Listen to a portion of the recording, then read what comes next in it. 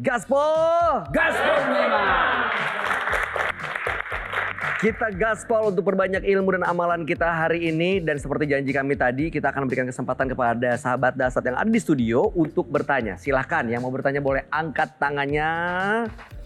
Ibu, boleh sebutkan nama dan pertanyaannya.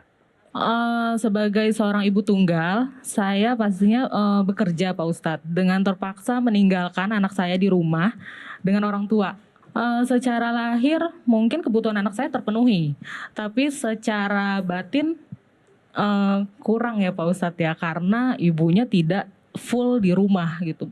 Saya seorang ibu tunggal, janda Pak Ustadz. Oh itu, jadi karena saya seorang, ada juga bilang single parent. Betul. Iya kan? Kalau di kampungku bilang ya sudah janda. Jadi saya yang cari nafkah untuk menghidupi anak saya, membayar listrik, membayar cicilan rumah, ongkos sekolah anak saya. Saya sendiri. Anak saya akhirnya lebih banyak ditinggal. Nah, ibu harus cerdas. Lihat aja, ada saatnya memang harus terpenuhi dua-dua. Cari kerjanya, terpenuhi cari nafkahnya, mendidik anaknya terpenuhi juga. Gimana caranya? Biasanya buka lapangan kerja di rumah. Oh, jadi kerja sendiri. Jadi kerja di rumah, misalnya buat warung. Jadi kita lihat Bu, hidup ini pilihan dan pilihan itu pasti ada konsekuensinya. Kalau ibu pikir, sudahlah saya kerja di rumah penghasilan sehari 200.000, bisa mencukupi kebutuhan rumah tangga. Alhamdulillah meskipun sedikit daripada di luar sehari dapat 1 juta tapi anak saya berantakan. Ini ada pilihan. Berarti kalau orang yang mau menyelamatkan dunia akhiratnya, dia akan pilih meskipun penghasilan tidak banyak, tapi saya bisa menyelamatkan anak saya. Jadi pilihannya ada sama Ibu. Biarlah, misal yang saya maksud, ini anak saya lagi remaja, lagi pubertas, lagi harus dekat-dekat dengan saya. Sudahlah, meskipun penghasilan saya seadanya, tapi anak saya lagi butuh kasih sayang karena dia masa-masa pubernya harus lebih banyak. Maka dia, nanti setelah dia dewasa, kita lihat sudah mapan, bisa ditinggal, barulah kita cari yang pekerjaan yang lebih baik penghasilannya.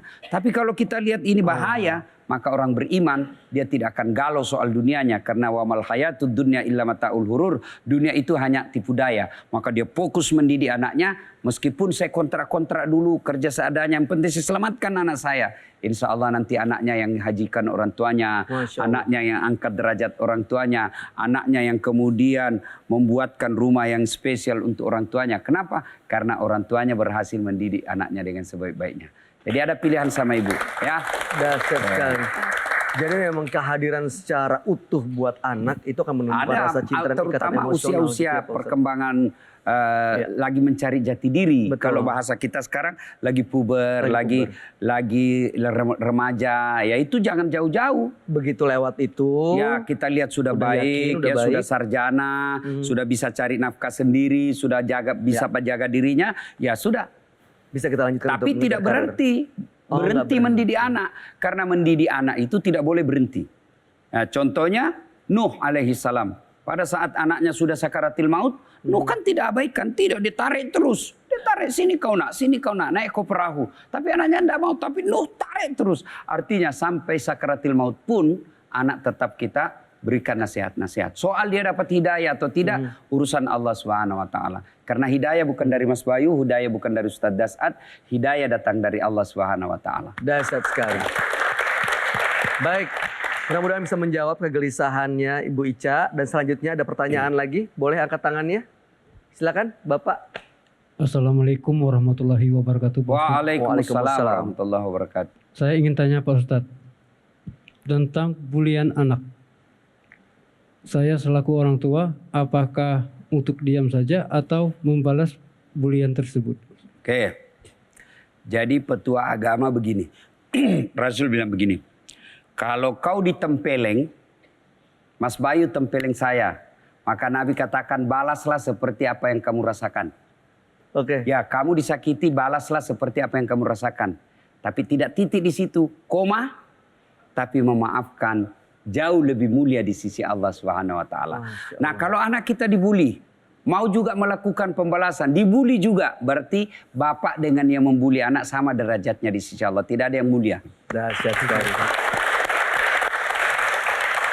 Mudah-mudahan anaknya justru begitu ngelihat ada pertanyaan ini, wah udah langsung nih yang biasa ngebully jadi kapok. Saya dulu kalau kan dulu waktu kita SMA belum kenal itu bully. Iya betul. Ya kan? Dulu, ya, Saya kalau dibilang diganggu aja gitu. apa kau udah saat pendek betul? Saya senang. Kenapa? Karena dia jujur. Yang salah kalau dibilang ih cakep betul kok, pasti dia bohong, ya kan? Tidak apa-apa. Itu cara menyikapi bully ini. Cool man. Apalagi sekarang kan zaman sosial media, mungkin kita dapat bulian dari netizen yang orangnya juga kita nggak kenal. Saya gitu. gini, Gimana kalau ada bully Ustadz kan, ada biasa Ustadz. Ada juga orang yang bully Ustadz. Wah, ada. Saya biasa awal-awal vaksin saya dibilang Ustadz penjual vaksin, Ustadz penjilat, Ustadz cari muka. Tapi saya bilang saya besarkan jiwa saya. Siapa Dasat Latif? Kurang apa Rasulullah? Mulianya. Tidak pernah nyakitin orang. Akhlaknya baik, ibadahnya baik, namanya selalu digandengkan dengan namanya Allah. Bukan cuma dibully bos, beberapa kali diperangi. Masya Allah. Kita ini baru dibully sedikit sudah curhat. Cemen lu men. Jangan gitu ya, dahsyat sekali. Baik, Pak Ustadz, untuk menutup tema kita hari ini mengenai pola asuh kepada anak-anak. Kita tentu ingin anak-anak kita menjadi anak-anak yang handal, anak-anak yang soleh, soleha, dan juga mendapatkan hidayah dari Allah Subhanahu Wa Taala. Mohon petuah buat kita. Mas Bayu, waktu saya ingat sekali waktu menikah dan setiap kita hadiri akad nikah, itu kan selalu saudara Dasat Latif, saya nikahkan engkau dengan anakku Naura Sidkia Nasrun dengan mahar ini tunai karena Allah. Berarti berumah tangga itu bukan karena melepas syahwat, bukan karena ingin berserumah dengan orang yang kita cintai, tapi niatnya lillahi ta'ala. Semata-mata karena Allah. Maka kalau niatnya lillahi ta'ala, maka niatnya adalah berpastabikul khairat. Berlomba-lomba dalam menuju kebaikan. Kalau niatnya adalah karena Allah, maka orientasinya bukan dunia saja. Dunia ini tempat transit, dunia ini persinggahan, dunia ini halte. Tujuan akhir kita akhirat. Maka kalau kau berumah tangga hanya karena dunia semata, pasti capek, sakit hati, lelah dan kecewa. Maka Allah menghadirkan kita rumah tangga, ada yang cobaannya anaknya nakal, ada yang anaknya narkoba, ada yang anaknya baik-baik tapi istrinya tukang selingkuh. Nah, kalau itu dijadikan ladang amal, berlomba-lomba mencari kebaikan, maka kita jadikan ladang amal, kita tanam supaya apa? Kita bisa nikmati di akhirat. Kalau orientasinya dunia saja, ketika tidak didapat apa yang dimau, kecewa. Tapi kalau orientasinya amal kebaikan untuk akhirat, oke, maka begitu mendapatkan kesusahan dalam rumah tangga, jadikan amal. Dan hebatnya Nabi berikan informasi gembira. Semua perkara umat saya ini baik. Semua perkara dalam rumah tangga umat saya ini bagus. Kalau dia kaya, kalau dia bahagia, kalau dia dapati apa yang dia mau, lalu dia bersyukur, syukurnya jadi amal. Ternyata dia berumah tangga tidak seperti apa yang dia mau. Semua yang dia dapati dalam rumah tangga ini tidak seperti yang dia harapkan. Musibah. Kalau dia dapat musibah dalam rumah tangga dan dia bersabar, sabarnya pun akan menjadi kebaikan. Yang jadi masalah adalah bahagia dapat harta bapak, dia tidak bersyukur. Lalu dia dapat musibah, dia tidak bersabar. Maka hidupnya menderita di dunia, menderita juga di akhirat nanti. Dahsyat sekali. Semoga dengan petua dari Ustadz Dasat menjadikan kita sebagai orang tua yang mampu bersyukur dan bersabar sehingga mampu mendidik anak-anak kita menjadi anak-anak yang soleh dan soleha.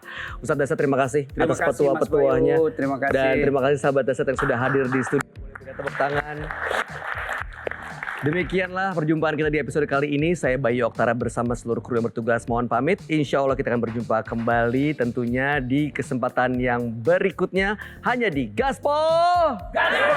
Wassalamualaikum warahmatullahi wabarakatuh. Metro TV